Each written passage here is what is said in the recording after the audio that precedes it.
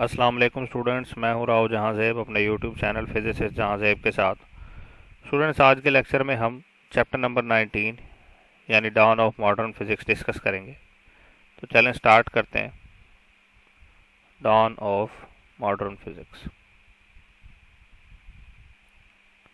Don of modern physics, ठीक है। यानी मॉडर्न फिजिक्स जो है उसकी शुरुआत कहाँ से होती है, उसके बेसिक कंसेप्ट्स क्या हैं। तो हम सबसे पहले डिस्कस करेंगे जी रिलेटिव मोशन, क्योंकि रिलेटिव मोशन ही इसकी बेस है। रिलेटिव मोशन,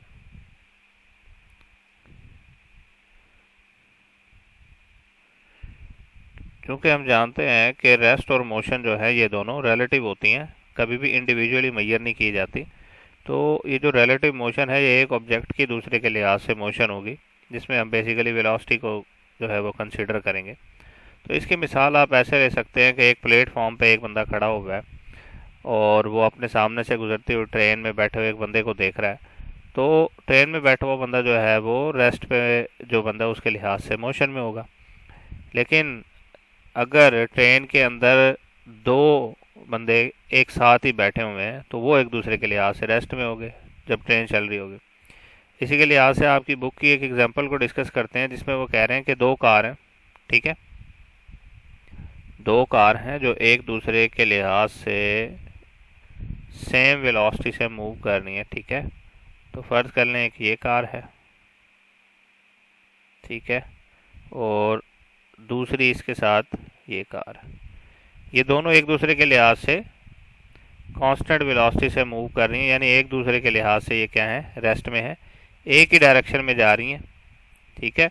और अगर ये इसकी वेलोसिटी v1 हो, इसकी वेलोसिटी v2 हो, तो दोनों की वेलोसिटी अभी फ़िलहाल बराबर है। तो ये दोनों एक दूसरे के लिहाज से क्या होंगी, रेस्ट में होंगी, ठीक है। कार 1 में अगर कोई बैठा हुआ है तो कार 2 को देख रहा है तो वो उसके लिहाज से क्या होंगी, रेस्ट में होंगी। ये पहला केस बता रहा हूँ आपको। अब बात करते हैं दूसरे केस की। दूसरे केस में क्या है कि अगर एक कार है, ठीक है, यहाँ पे चल रही है वो,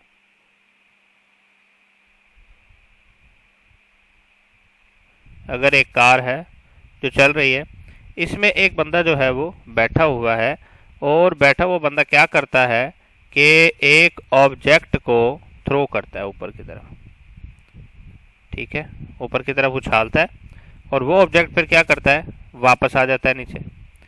अब इस कार में जो ऑब्जेक्ट बैठा हुआ है, ठीक है, उसके लिहाज से ये वर्टिकल फासला तय करेगा, ये जो ऑब्जेक्ट है।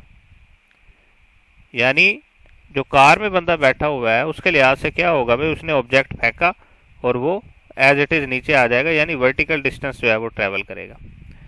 लेकिन अगर यहाँ पे एक कार खड़ी हुई है, ठीक है, यहाँ पे एक कार रेस्ट में खड़ी हुई है, ये वाली कार तो चल रही थी ना, इसकी वेलोसिटी जीरो नहीं थी। ये वाली कार जो है इसकी वेलोसिटी जीरो है, इसके अंदर एक बंदा बैठा हुआ है।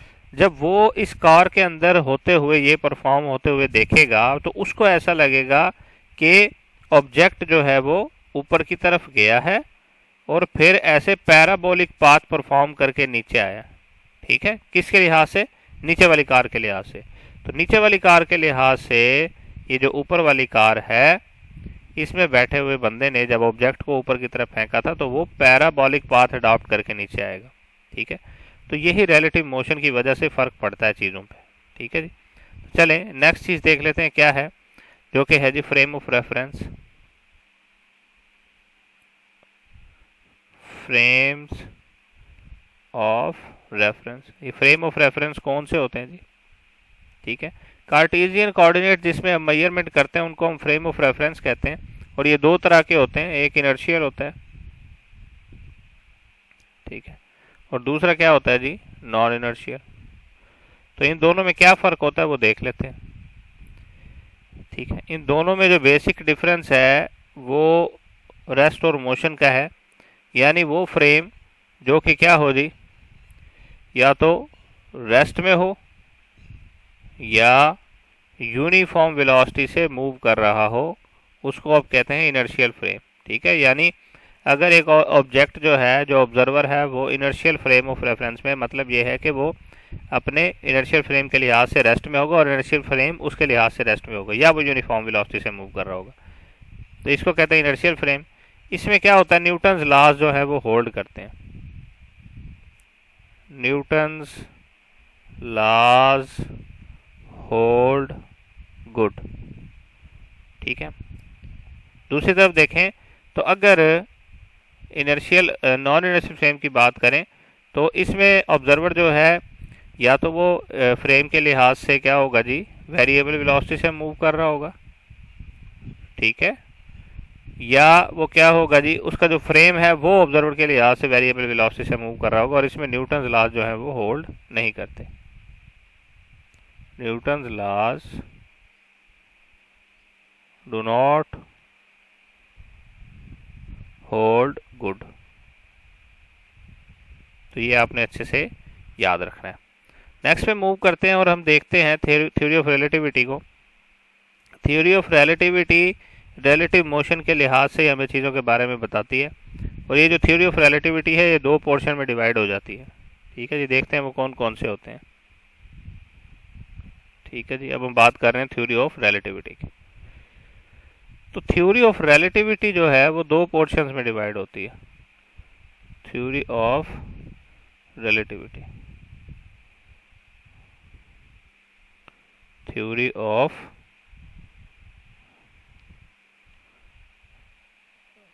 रिलेटिविटी, ठीक है, ये दो हिस्सों में डिवाइड होती है। पहले जो होती है उसको हम कहते हैं, क्या कहते हैं जी, जनरल थ्योरी ऑफ रिलेटिविटी, और दूसरी जो है वो स्पेशल थ्योरी ऑफ रिलेटिविटी है। तो पहले अगर बात करें हम स्पेशल थ्योरी ऑफ रिलेटिविटी की, ठीक है, ये दो हिस्सों में डिवाइड हो जाती है। Special theory of relativity, special theory of relativity जो है वो क्या करती है जी, वो डील करती है प्रॉब्लम्स को किस में, इनर्शियल फ्रेम्स में। ठीक है, वो ऐसे प्रॉब्लम्स को डील करती है जिसमें इनर्शियल फ्रेम इन्वॉल्व हो, नॉन इनर्शियल पे ये नहीं लगती। और अगर हम बात करें जनरल थ्योरी ऑफ रिलेटिविटी की, जनरल थ्योरी, तो ये जो जनरल थ्योरी ऑफ रिलेटिविटी है ये होल्ड करती है किस पे जी, नॉन इनर्शियल फ्रेम्स पे, नॉन इनर्शियल फ्रेम्स पे। ठीक है, नॉन इनर्शियल फ्रेम्स में हम क्या करते हैं, हम सूडो फोर्सेस का यूज़ करते हैं। ठीक है, अब हम बात कर लेते हैं कि ये जो स्पेशल थ्योरी है इसके पोस्टुलेट क्या क्या है जी। स्पेशल थ्योरी ऑफ रिलेटिविटी, इसके पोस्टुलेट देख लेते हैं आखिर क्या क्या चीज़ें बताती है ये हमें। तो इसका जो पहला पोस्टुलेट है बेसिकली वो क्या है कि इनर्शियल फ्रेम में तमाम फिजिक्स के लॉज जो है वो सेम होते हैं। Physics laws, physics laws are same, किस में सेम होते हैं, इन इनर्शियल फ्रेम्स।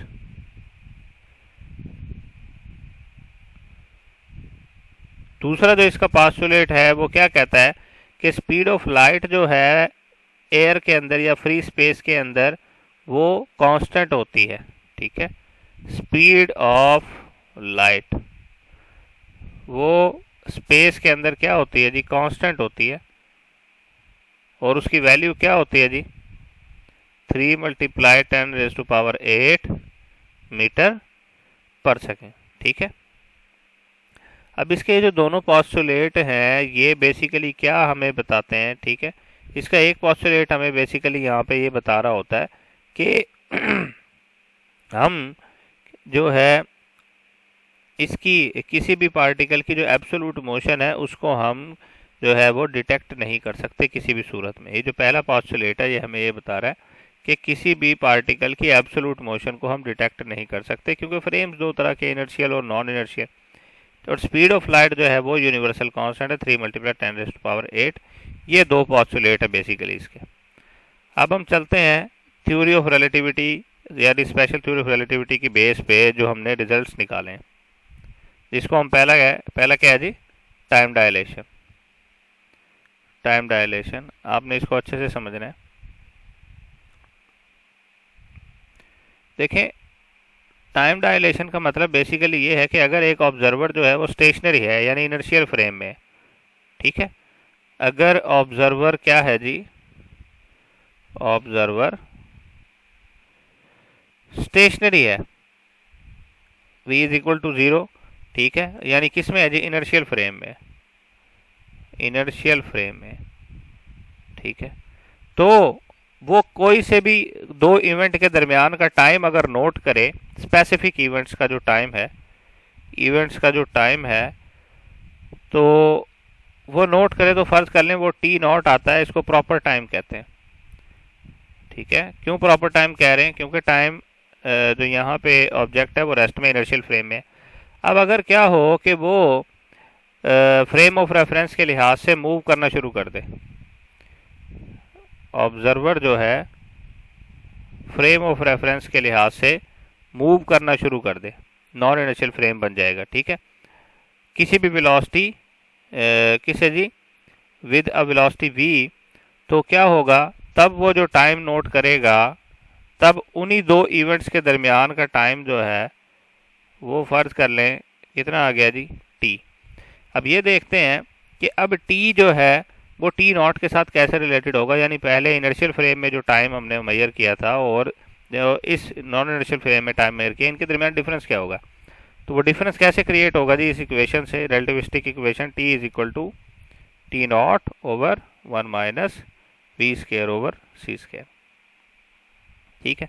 अब चूंकि आप जानते हैं 1 minus V square over C square हमेशा लेस देन 1 क्वांटिटी होगी, है ठीक है, लेस देन 1 होगी। अगर डिनोमिनेटर लेस देन 1 है तो न्यूमिनेटर जो है वो क्या होगा, हमेशा ग्रेटर देन 1 होगा, ठीक है।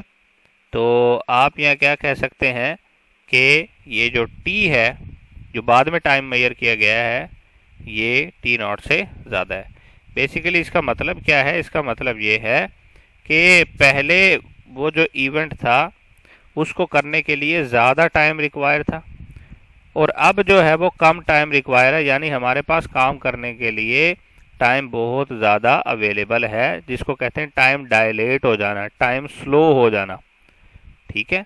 तो अब हमारे पास उसी काम को करने के लिए ज़्यादा टाइम अवेलेबल है, पहले कम टाइम अवेलेबल था, तो इसका मतलब है टाइम डायलेट हो गया। यानी देखें ना, दो पर्सन हैं, एक बंदा जो है वो अपना काम ज़रा स्लो करता है, उसकी इतनी कैपेसिटी नहीं है, एक बंदा जो है वो जल्दी काम कर लेता है, तो डेफिनेटली जो जल्दी काम कर लेता है वो अपने काम को ख़त्म करके उसको बाद में ऐसा लग रहा होगा जैसे मैं बहुत ज़्यादा फ्री हूँ, उसके लिए टाइम बहुत स्लो चल रहा होगा, टाइम गुजारना मुश्किल हो रहा होगा। इसके बरक्स एक ऐसा बंदा जो जिससे काम जल्दी जल्दी नहीं होता, तो वो काम अपना फुल जोर लगा रहा होगा, लेकिन उसको ऐसा लग रहा होगा कि टाइम जो है वो बहुत तेज़ चल रहा है। तो जो बंदा खुद तेज़ है, जिसकी स्पीड तेज़ है काम करने के लिए, उसके लिए टाइम डायलेट हो गया, उसके लिए टाइम स्लो हो गया, ठीक है। इससे डिफरेंट किस्म के सवालात आते हैं, तो इसको हम करेंगे भी सही। दूसरा है जी लेंथ कॉन्ट्रैक्शन, लेंथ कॉन्ट्रैक्शन, ठीक है, यानी अगर रिलेटिव वेलोसिटी हो और ऑब्जेक्ट जो है वो क्या है जी, मूव कर रहा हो। यहाँ पे जो मिसाल दी गई है आपकी बुक में वो ये है कि अगर एक ऑब्जर्वर जो है वो स्पेसशिप में है, ठीक है, तो वो जो है वो क्या कर रहा है जी, स्टार की तरफ मूव कर रहा है, ठीक है, और दूसरा ऑब्जर्वर क्या है जी, अर्थ के ऊपर खड़ा हुआ है। तो अर्थ से खड़े होके उस स्टार का डिस्टेंस मालूम करना, ठीक है, अगर फर्ज कर लें अर्थ पे खड़े होके उस स्टार का जब डिस्टेंस देखा, अर्थ के लिहाज से ऑब्जर्वर ने देखा, तो वो जो लेंथ थी वो एल नॉट थी। फिर वो क्या कर रहा है, स्पेसशिप में मूव कर रहा है, स्पेसशिप में ऑब्जर्वर मूव कर रहा है, यानी मूविंग फ्रेम में है, तब उसने लेंथ मेजर की एल, ठीक है। तो ये जो एल है जो मूव करते हुए मालूम की है, यानी रिलेटिव वेलोसिटी से मालूम की है, ये लेंथ कितनी हो जाएगी जी, ये हो जाएगी L is equal to L not 1 minus V square over C square, ठीक है। अब चूंकि 1 minus V square over C square ये लेस देन 1 है, तो यहाँ पे क्या हो जाएगा, जो आपकी लेंथ है वो कॉन्ट्रैक्ट हो जाएगी, लेंथ जो बाद में मेजर की है लेस देन एल नॉट, यानी फासला आपका अब कम मालूम होगा। अगर आप मूविंग फ्रेम में हो तो आपको फासला कम मालूम होगा, और अगर आप इनर्शियल फ्रेम में हो, नॉन एक्सेलरेटेड फ्रेम में हो, तो आपको फासला ज़्यादा महसूस होगा। तो ये आपने बातें याद रखनी है, और ये आप निकाल सकते हैं पहले कितना टाइम लग रहा था, अब कितना टाइम लग रहा है। ठीक है, नेक्स्ट जो चीज़ है वो क्या है जी, मास वेरिएशन। ठीक है, यानी मास भी वेरी हो जाता है अगर आप एक्सेलरेटेड फ्रेम में हो, अगर ऑब्जर्वर मूव कर रहा है, मेजर करते हुए मूव कर रहा है। ठीक है, और मास वेरिएशन कैसे जी, कि अगर पहले क्या है जी, ऑब्जेक्ट का मास जब रेस्ट में है, ठीक है, जब रेस्ट में है तो ऑब्जेक्ट का जो मास है, फर्ज कर लें एम नॉट है, फिर क्या हो गया, मूव करने लग गया। ठीक है, तब मास कितना हो गया जी, एम हो गया। तो एम और एम नॉट में क्या रिलेशन होगा, कौन सा ज़्यादा कौन सा कम होगा, तो M is equal to M not over 1 minus V square over C square, ये रिलेशन है। ठीक है, अब आपने ये देख लिया कि यहाँ पे जो m है वो ग्रेटर देन एम नॉट है, यानी जब मूव कर रहा होगा ऑब्जेक्ट तो उसका मास रेस्ट वाले मास से ज़्यादा होगा। इसकी मिसाल ऐसे ली जा सकती है, अगर कोई ऑब्जेक्ट आपसे आके जो है टकराता है कम स्पीड से, तो उसका इफेक्ट आपको कम फील होगा। अगर उतने ही मास का ऑब्जेक्ट अगर बहुत ज़्यादा स्पीड से आपके साथ आके टकराए तो आपको उसका मास ज़्यादा महसूस होगा। तो यानी जिसकी वेलोसिटी ज़्यादा होती है उसका हम मास भी ज़्यादा कंसीडर करते हैं, और फील भी ऐसे ही होता है। अगर ऑब्जेक्ट की वेलोसिटी यानी v ये बराबर हो जाए स्पीड ऑफ लाइट के, यानी ऑब्जेक्ट स्पीड ऑफ लाइट से मूव कर रहा है, तो उस सूरत में इसका मास कितना हो जाएगा जी, इस इक्वेशन में v की जगह पे c पुट करें, सी square over C square 1, 1 minus 1 0, और समथिंग ओवर 0 इनफाइनाइट। अगर v इज इक्वल टू सी हो, ऑब्जेक्ट स्पीड ऑफ लाइट से मूव कर रहा हो, तो जो मास है आपका इनफाइनाइट हो जाता है। ये बहुत इंपॉर्टेंट एमसीक्यू है, अगर ऑब्जेक्ट स्पीड ऑफ लाइट से मूव कर रहा हो तो मास इनफाइनाइट हो जाता है। ठीक हो गया। इसी तरीके से अगर ऑब्जेक्ट स्पीड ऑफ लाइट से मूव कर रहा हो तो टाइम भी क्या हो जाता है, इनफाइनाइट। यानी अब आपको एक काम करने के लिए इनफाइनाइट टाइम जो है ना आपके पास मौजूद है, जितना मर्जी काम कर लो टाइम गुजरेगा ही नहीं। बात समझ में आ गई? ठीक है, और अगर आप स्पीड ऑफ लाइट से मूव कर रहे हो तो लेंथ आपकी क्या हो जाती है, डिस्टेंस दो पॉइंट्स के दरमियान कितना हो जाता है, 0। ठीक है, अगर ऑब्जेक्ट किससे मूव कर रहा हो, v इज इक्वल टू सी से, ये कंडीशन है v इज इक्वल टू सी के लिए, और ये कंडीशन भी किसके लिए, v इज इक्वल टू सी के लिए। लेंथ 0 हो गई, मतलब दो ऑब्जेक्ट्स के दरमियान का डिस्टेंस 0 हो गया। कैसे 0 हो गया जी, भाई डेफिनेटली अगर आप स्पीड ऑफ लाइट से मूव कर रहे हैं तो एक पॉइंट से दूसरे पॉइंट तक पहुंचने में आपको तो टाइम ही नहीं लगेगा, यानी दो पॉइंट्स के दरमियान का डिस्टेंस आपके लिए 0, आपके लिए वो कोई डिस्टेंस ही नहीं है। आप बस स्पीड ऑफ लाइट से मूव करेंगे और हर जगह मौजूद होंगे। ठीक है, चलें तो नेक्स्ट देखें जी। अब देखें यहाँ पे 2-3 इंपॉर्टेंट एमसीक्यूज हैं जो कि गिवन है कि अर्थ की जो ऑर्बिटल स्पीड है वो है 30 किलोमीटर पर सेकंड। अर्थ, एमसीक्यूज बता रहा हूँ, अर्थ ऑर्बिटल, अर्थ ऑर्बिटल स्पीड, अर्थ की जो ऑर्बिटल स्पीड है वो बेसिकली कितनी है, 30 किलोमीटर पर सेकंड। ठीक है जी, ये अर्थ की ऑर्बिटल स्पीड है। अब अगर हम बात करें किसकी जी, स्पीड ऑफ लाइट, वो आपको पता है। ठीक है, स्पीड ऑफ लाइट बराबर है जी 3 मल्टीप्लाई 10⁸ मीटर पर सेकंड। ठीक है, अब नेक्स्ट बात कर लेते हैं किसकी जी, मास एनर्जी रिलेशन की। मास एनर्जी रिलेशन, ठीक है, आइंस्टाइन का मास एनर्जी रिलेशन, जिसमें हम कह सकते हैं कि मास को एनर्जी में कन्वर्ट किया जा सकता है और एनर्जी को मास में कन्वर्ट किया जा सकता है। ठीक है, तो आप क्या कहेंगे जी, E is equal to M C square.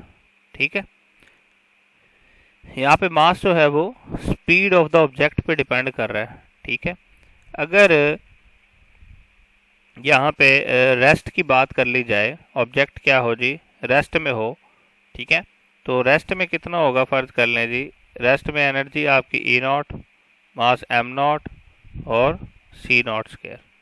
ठीक है, सी के साथ नॉट आप बेशक ना लगाएं, क्योंकि सी जो है वो क्या है जी, कांस्टेंट है। सी क्या है जी, कांस्टेंट है, एम नॉट सी स्क्वायर। अगर इन दोनों का डिफरेंस लें आप, ठीक है, क्योंकि एम सी स्क्वायर जो है वो ग्रेटर देन है एम नॉट सी स्क्वायर से, तो आप रिलेटिव मोशन के लिहाज से अगर इनका डिफरेंस लें तो किसके बराबर आएगा जी, kinetic energy is equal to, आप इन दोनों का डिफरेंस ले लें, M C square minus M naught C square, M C square minus M naught C square. यहाँ से काइनेटिक एनर्जी किसके बराबर आ जाएगी, M into C square minus C naught square. और अगर आपने ये डिफरेंस लिया है और आपको पता है जी कि delta M is equal to delta E over C square, equation वही है, बस इसको थोड़ा सा चेंज करके लिख दिया। अब सी स्क्वायर जो है वो बहुत लार्ज क्वांटिटी है, ठीक है, सी स्क्वायर क्या है जी, बहुत लार्ज क्वांटिटी है। तो आपको मास में थोड़ी सी वेरिएशन कराने के लिए आपको बहुत लार्ज क्वांटिटी जो है वो चेंज करनी पड़ेगी। ठीक है, चलें तो नेक्स्ट देखें, नावस्टार जो कि आपका क्या है जी, नेविगेशन सिस्टम है सैटेलाइट का नावस्टार। इससे रिलेटेड 2-3 एमसीक्यूज को हम डिस्कस करेंगे। तो चलें जी देखें, नावस्टार जो है वो नेविगेशन है, नेविगेशन सैटेलाइट एंड रेंजिंग, ठीक है, जिसका नाम आप कहते हैं सिस्टम ऑफ नेविगेशन सैटेलाइट। ठीक है, तो देख लेते हैं कि बेसिकली ये क्या क्या चीज़ें मेजर करता है। ये सैटेलाइट्स का सिस्टम है और ज़मीन पे मौजूद चीज़ों की स्पीड और उनकी पोजीशन, ये दो चीज़ें ये मेजर करता है, लोकेशन बताता है और पोजीशन बताता है। ठीक है, और स्पीड जो बताता है वो किस किस तरीके से बताता है, 2 तरीक़ों से बताता है। स्पीड की एक्यूरेसी जो है ना, वो जब हम रिलेटिविस्टिक इफेक्ट को काउंट करेंगे तब कुछ और होगी, और रिलेटिविस्टिक इफेक्ट को काउंट नहीं करेंगे तब कुछ और होगी। अगर रिलेटिविस्टिक इफेक्ट को काउंट करें विद रिलेटिविस्टिक इफेक्ट्स, तब ये जो स्पीड मेजर करेगा उसकी एक्यूरेसी 2 सेंटीमीटर पर सेकंड तक होगी।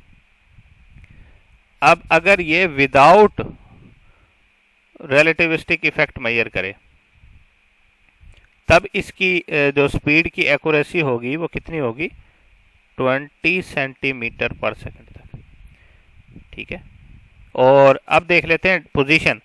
पोजीशन के लिहाज से देखा जाए तो विद रिलेटिविस्टिक इफेक्ट्स ये जो पोजीशन मेजर करेगा उसकी एक्यूरेसी होगी कितनी जी, तकरीबन 50 मीटर्स तक। और विदाउट रिलेटिविस्टिक इफेक्ट्स ये जो स्पीड मेजर करेगा उसकी एक्यूरेसी होगी कितनी जी, 760 मीटर्स तक। तो ये चीज़ें आपने अच्छे से याद रखनी है। ठीक है, यहाँ पे मैं लगा रहा हूँ लाइन।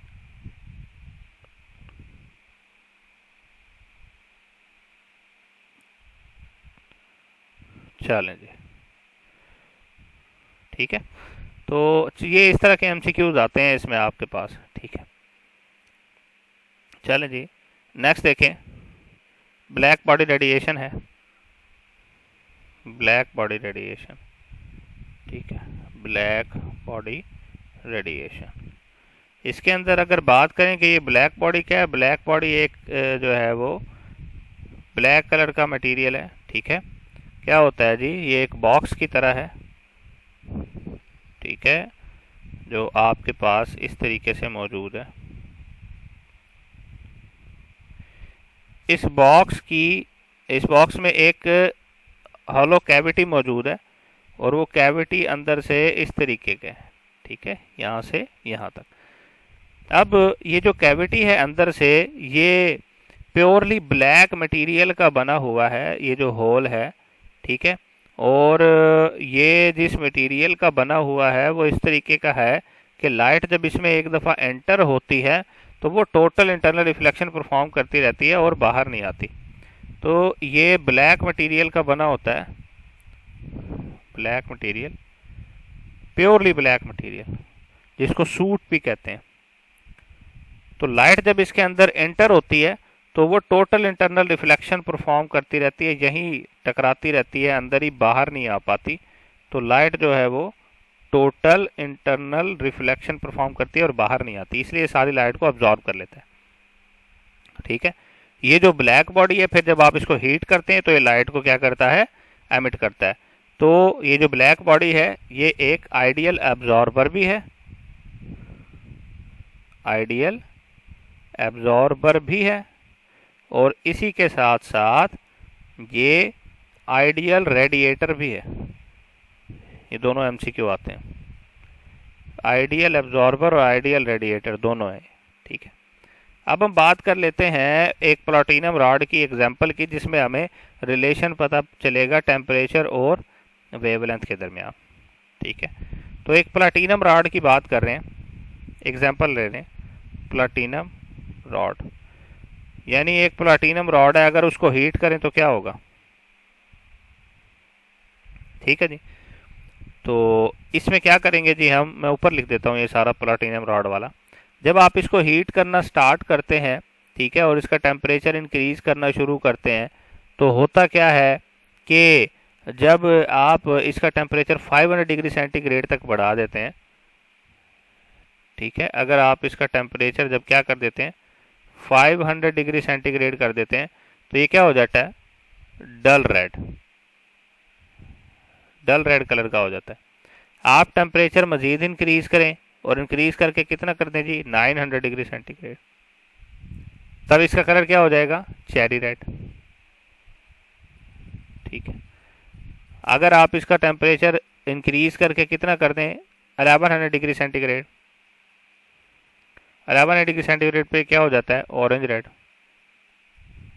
ठीक है, ऑरेंज रेड हो जाता है। और अगर आप इसका मजीद टेम्परेचर इंक्रीज करें कितना जी 1300 डिग्री सेंटीग्रेड तक,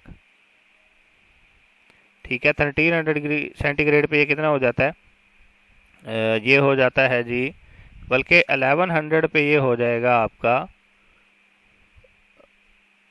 ठीक है, हाँ, जो 1100 पे ये हो जाएगा ऑरेंज रेड, और 1300 पे ये हो जाएगा येलो।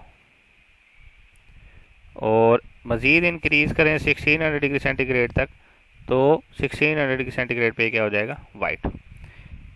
अब होता ही है, जैसे जैसे आप टेम्परेचर इंक्रीज करते हैं, जो इससे लाइट एमिट होती है प्लैटिनम रॉड से, उसकी वेवलेंथ जो है वो डिक्रीज होती जाती है। अब देखें इनका जो कलर हुआ है वो किस वजह से हुआ है, क्योंकि ये उस कलर की लाइट एमिट कर रहा है।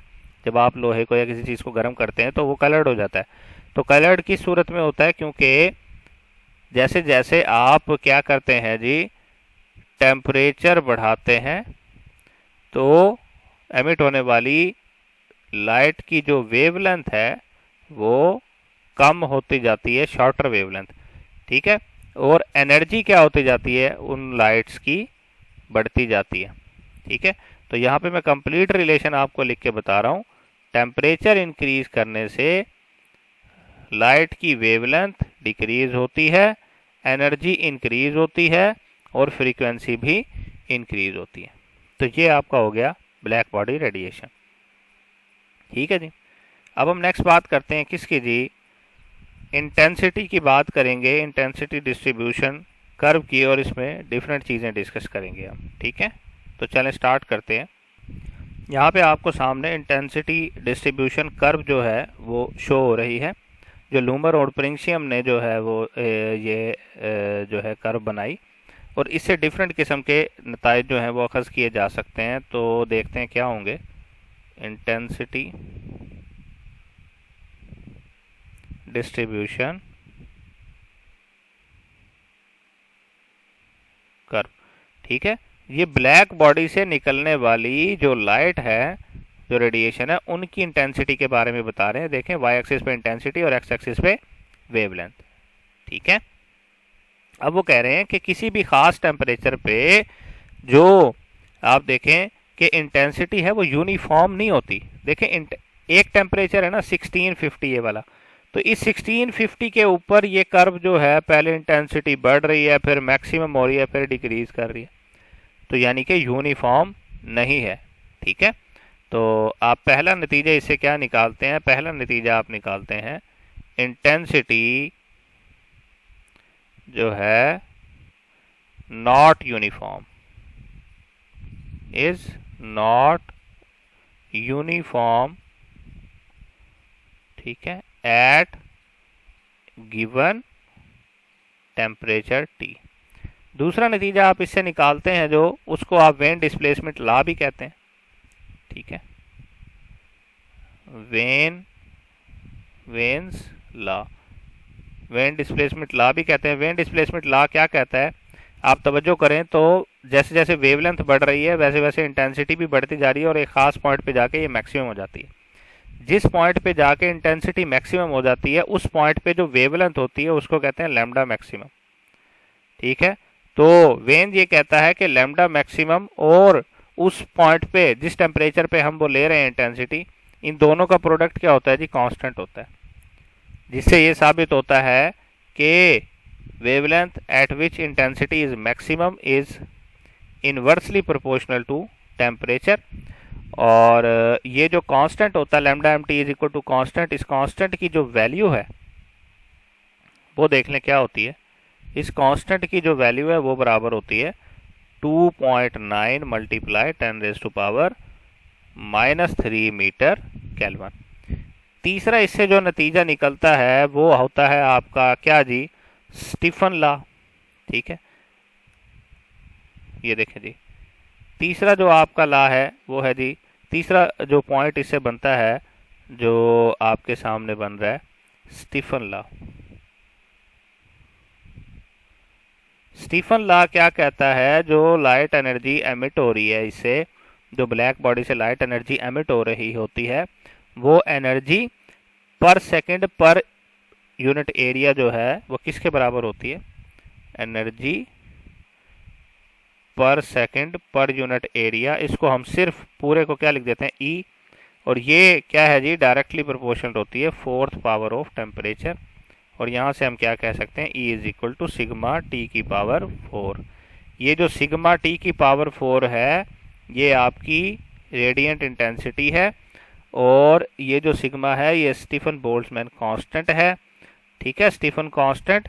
और इस सिग्मा की जो वैल्यू है वो 5.67 मल्टीप्लाई 10⁻⁻8 होती है। ठीक है, वॉट पर मीटर स्क्वायर केल्विन की पावर जो है -4। तो ये आपके पास होता है स्टीफन लॉ।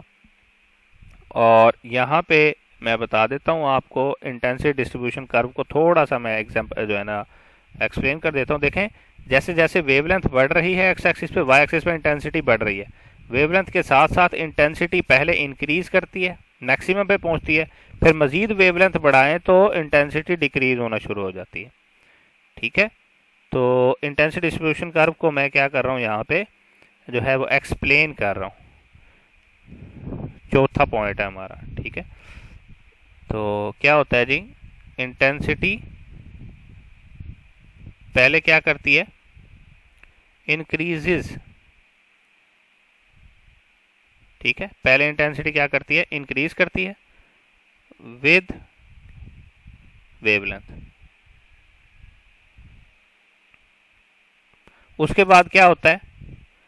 मैक्सिमम पे पहुंचती है, रीचेस एट मैक्सिमम।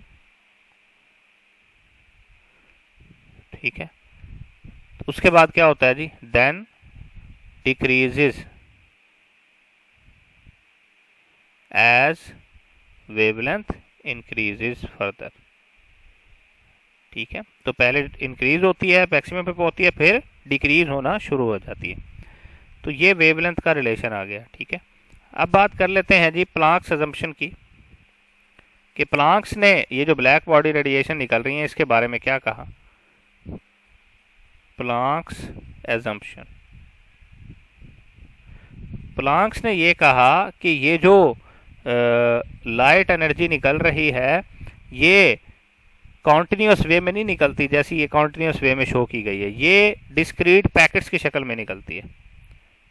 लाइट जो है या इंटेंसिटी जो रेडिएशन की है, लाइट एमिटेड इन डिस्क्रीट पैकेट्स, डिस्क्रीट पैकेट्स। तो इन डिस्क्रीट पैकेट्स को क्या कहते हैं जी, हम क्वांटा कहते हैं, क्वांटा या फोटॉन्स कहते हैं, ठीक है।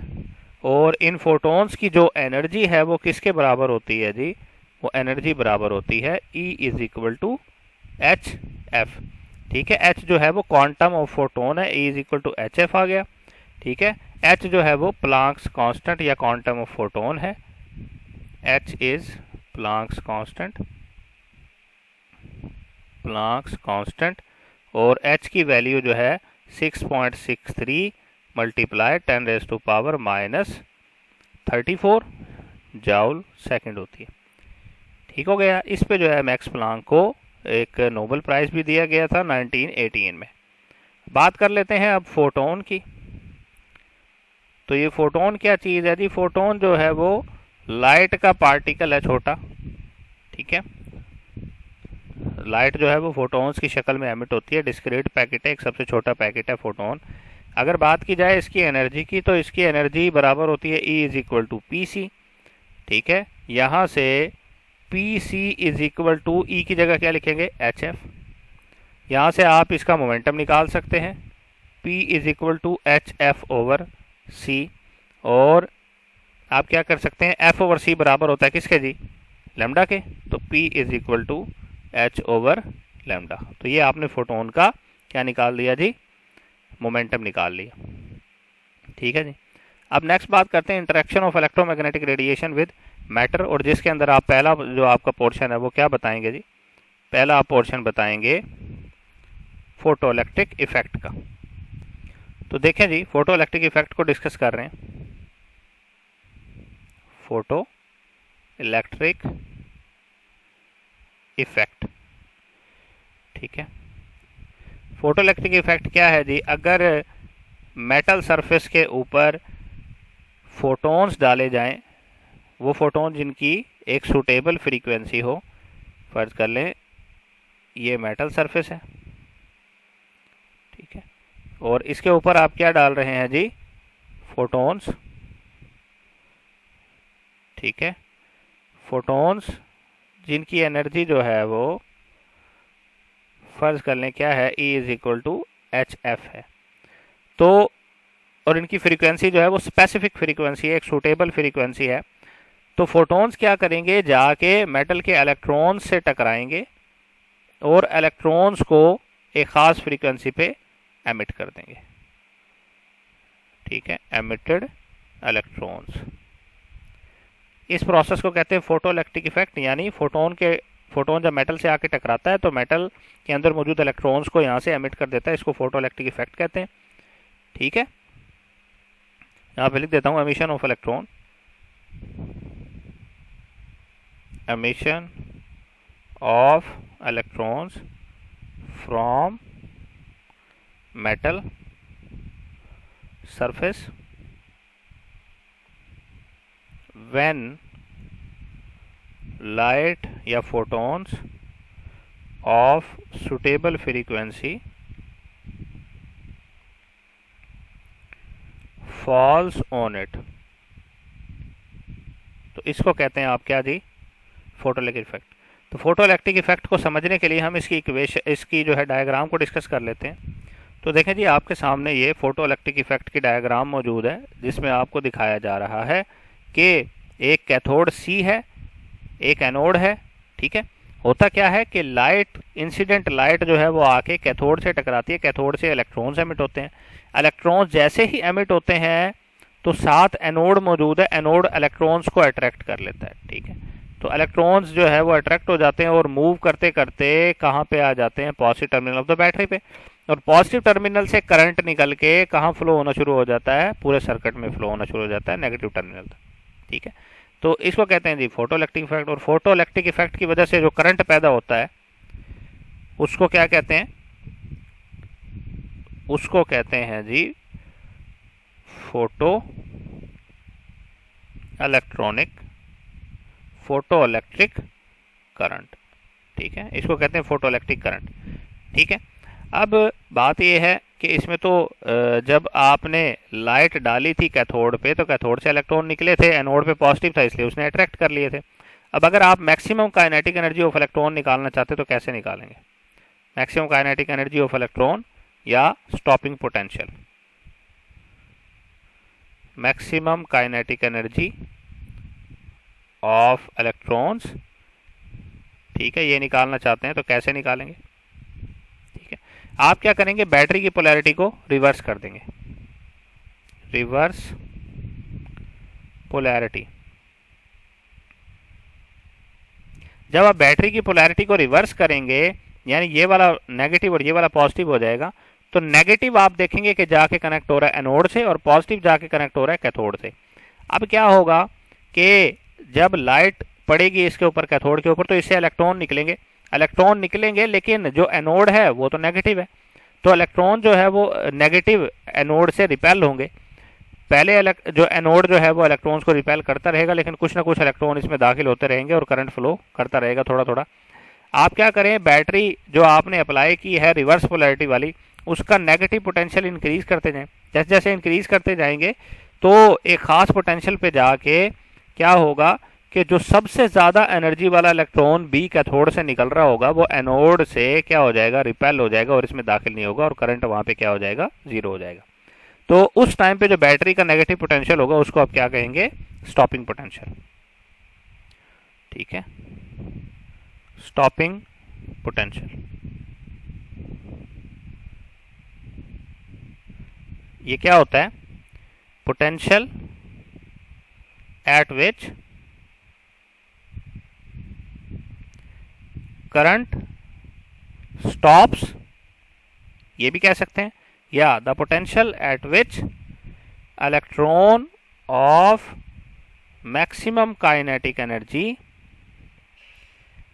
इज स्टॉप्ड, यानी जिसकी एनर्जी सबसे ज्यादा भी होगी ना इलेक्ट्रॉन की, वो भी एनोड की वजह से रिपेल हो जाएगा, क्योंकि एनोड पे क्या आ गया, हमने बैटरी की पोलैरिटी रिवर्स करके इसको नेगेटिव चार्ज दे दिया, तो इसको कहते हैं स्टॉपिंग पोटेंशियल। ठीक है, और जो maximum kinetic energy of electron होगी हाफ mv मैक्स स्क्वायर, ये बराबर होगी उतनी एनर्जी जो नेगेटिव या रिवर्स पोटेंशियल के जरिए आप अप्लाई कर रहे हैं।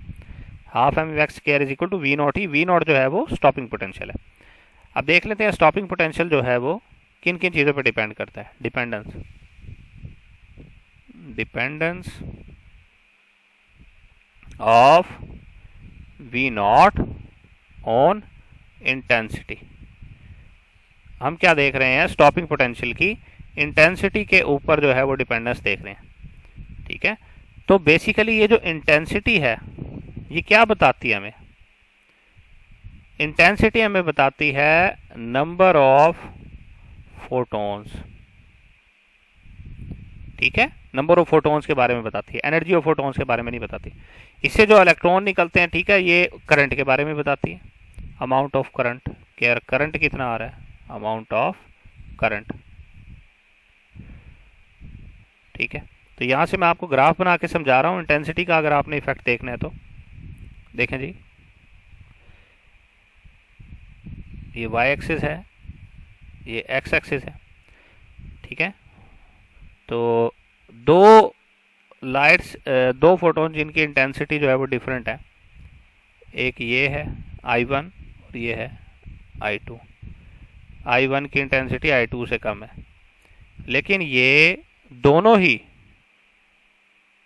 सेम एनर्जी पे स्टॉप हो जाते हैं, यानी दोनों को स्टॉप करने के लिए सेम स्टॉपिंग पोटेंशियल रिक्वायर है। ठीक है, तो हम क्या कहेंगे कि इंटेंसिटी का कोई इफेक्ट नहीं होता वी नॉट पे, V naught is independent of I यानी इंटेंसिटी, ये आपने याद रखना है। अब हम फ्रीक्वेंसी का इफेक्ट देख लेते हैं किस पे जी, स्टॉपिंग पोटेंशियल पे।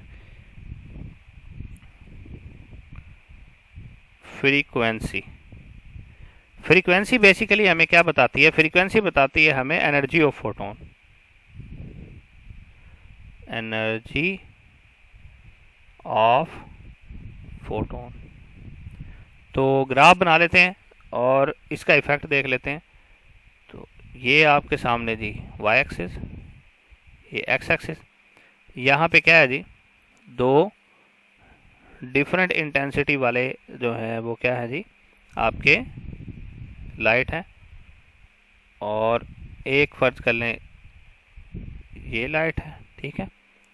तो बल्कि दोनों जो हैं वो, दोनों लाइट्स जो हैं वो सेम इंटेंसिटी की हैं, यहीं से जा रही हैं, ठीक है।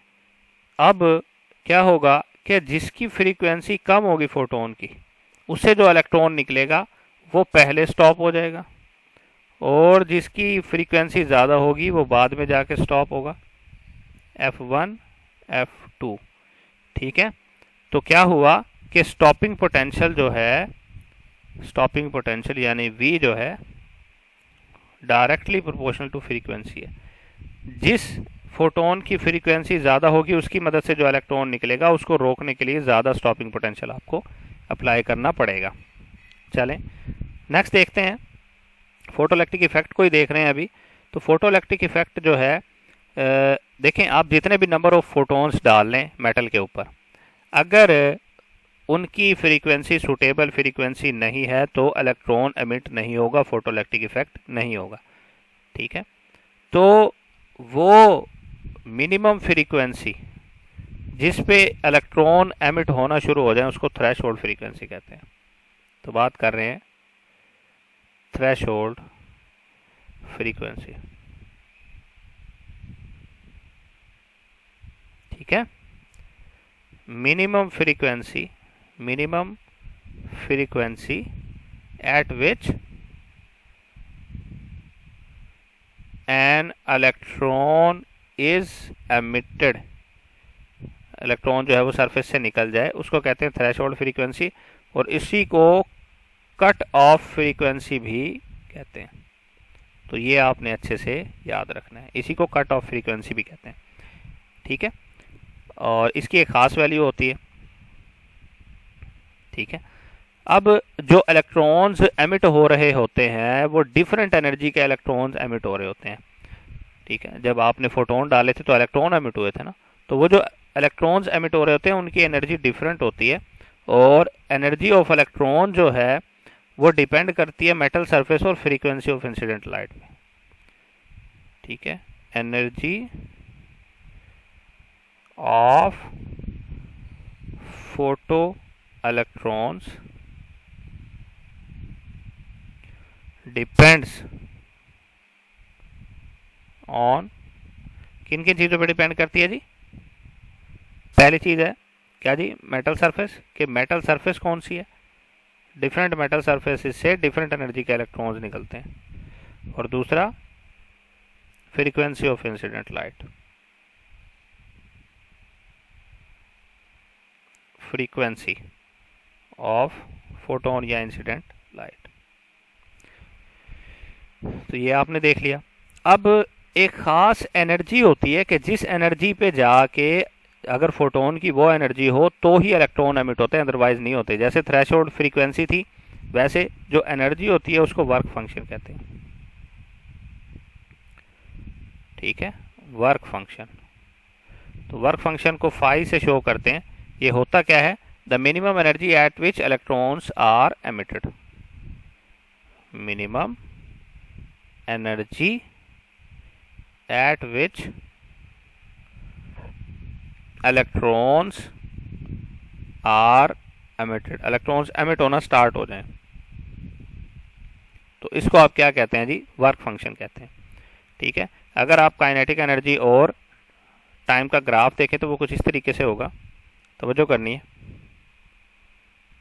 वाई एक्सिस पे क्या है जी, काइनेटिक एनर्जी, और एक्स एक्सिस पे क्या है, टाइम है,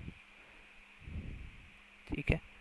एक्स एक्सिस पे फ्रीक्वेंसी है, तो वाई एक्सिस पे क्या है, काइनेटिक एनर्जी। तो होगा क्या कि जब फ्रीक्वेंसी ज़ीरो होगी तब तो कोई इलेक्ट्रॉन एमिट नहीं होगा। फोटोन की फ्रीक्वेंसी जब थ्रेशोल्ड फ्रीक्वेंसी के पे पहुंचेगी तब इलेक्ट्रॉन एमिट होना शुरू होंगे और इलेक्ट्रॉन जो है वो उनकी काइनेटिक एनर्जी बढ़ती जाएगी अगर आप फोटोन्स की काइनेटिक एनर्जी, फोटोन की फ्रीक्वेंसी जो है वो बढ़ाते रहें। ठीक है, तो आपने ये देखा कि ये maximum kinetic energy of electrons है। जब फ्रीक्वेंसी ज़ीरो होती है तब इनकी मैक्सिमम काइनेटिक एनर्जी भी ज़ीरो होती है। जैसे ही फ्रीक्वेंसी जो है वो FTH यानी थ्रेशोल्ड फ्रीक्वेंसी पे पहुंचती है तब जो आपका इलेक्ट्रॉन होता है उसकी काइनेटिक एनर्जी भी बढ़ने लग जाती है। अब क्वांटम थ्योरी की बेस पे हम इसको एक्सप्लेन करेंगे। ठीक है, आइंस्टाइन की जो एक्सप्लेनेशन है किसकी जी, आइंस्टाइन की फोटोइलेक्ट्रिक इफेक्ट की equation, Einstein photoelectric equation, Einstein photoelectric equation.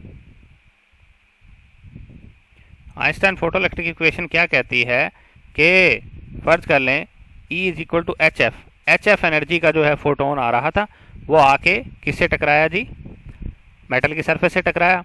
Metal की सरफेस से इलेक्ट्रॉन को निकालने के लिए जितनी एनर्जी रिक्वायर्ड होती है उसको वर्क फंक्शन कहते हैं। तो वो जो फोटोन आ रहा था एच एफ एनर्जी का, उसका कुछ हिस्सा तो फाई में लग गया यानी वर्क फंक्शन में लग गया, और कुछ हिस्सा जो बाकी बचा, जो कुछ एनर्जी जो वर्क फंक्शन से थोड़ी ज़्यादा हो रही थी, वो काइनेटिक एनर्जी ऑफ इलेक्ट्रॉन बन गई। ठीक है, तो इसको अगर लिखना चाहें तो कैसे लिखेंगे, एनर्जी ऑफ फोटोन जो आके टकराया दो हिस्सों में डिवाइड होगी। किस किस हिस्से में, एक वर्क फंक्शन यानी उसकी कुछ एनर्जी लग गई इलेक्ट्रॉन को निकालने में, प्लस बाकी जो एनर्जी बची थी जो फोटोन की थी वो काइनेटिक एनर्जी ऑफ इलेक्ट्रॉन बन गई। तो इसको कहते हैं आइंस्टाइन फोटोइलेक्ट्रिक इक्वेशन। ठीक है, अगर ऐसा हो कि kinetic energy of photo electron zero हो, if kinetic energy of photo electron zero, तो उस सूरत में क्या होगा, आपकी जो फोटोन की एनर्जी है वो सारी की सारी किस में लग रही होगी, वर्क फंक्शन में, यानी इलेक्ट्रॉन को निकालने में लग रही होगी। तो यहाँ पे phi is equal to H F not. ठीक है, यानी आपके जो फोटोन की एनर्जी है वो सिर्फ वर्क फंक्शन के बराबर है, वर्क फंक्शन से ज़्यादा एनर्जी नहीं है। तो यहाँ से अगर काइनेटिक एनर्जी आप निकालना चाहते हैं, kinetic energy maximum is equal to, देखें इससे ये थी काइनेटिक एनर्जी ये वाली।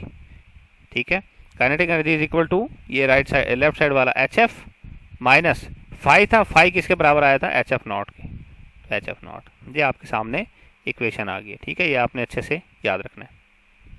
अब हम बात कर लेते हैं किसकी जी, फोटो सेल की। तो फोटो सेल की डायग्राम आपके सामने मौजूद है, और ये जो फोटो सेल होता है ये बेसिकली फोटो इलेक्ट्रिक इफेक्ट पे काम करता है। ठीक है, बात कर रहे हैं किसकी जी, फोटो सेल। फोटो सेल जो है वो किस पे काम करता है, किस फंक्शन पे काम करता है, आपको मैं पहले बता चुका हूँ। ये काम करता है, it works on photo electric effect. ठीक है, और काम कैसे करता है इसकी जो है सर्किट डायग्राम से देख लें। कैथोड है, कैथोड पे आके लाइट जो है वो पड़ती है, कैथोड से इलेक्ट्रॉन निकलते हैं और एनोड पे जाते हैं और सर्किट में मूव करने लग जाते हैं, बल्ब जो है वो ऑन हो जाता है। और ये जो फंक्शन है ये जो है वो सिक्योरिटी सिस्टम, काउंटिंग सिस्टम, ठीक है, डोर सिस्टम वगैरह में ये चीज़ यूज़ होती है।